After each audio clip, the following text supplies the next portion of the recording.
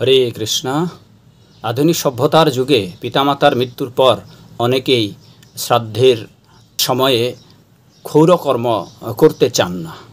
সে সম্বন্ধে যমরাজ দেবী সতীকে বলছেন যে যারা পিতামাতার পার্বণ বা শ্রাদ্ধ বাসরে বা শ্রাদ্ধ দিবসে সংযম দিবসে ক্ষৌরকর্ম করতে নারাজ থাকেন এবং যারা ক্ষৌরকর্ম করেন না তাদের সকল কাজেই অশুচি বলেই জানবেন এবং তারা সর্বদাই সকল কর্মে অপবিত্রই থাকবেন।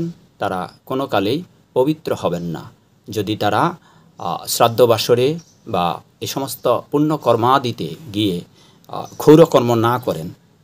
বিশেষ করে হে দেবী, শ্রাদ্ধের সংযম দিনে ক্ষৌরকর্ম না করে যে সকল ব্যক্তি তারা সকল কর্মেই অপবিত্র থাকবেন।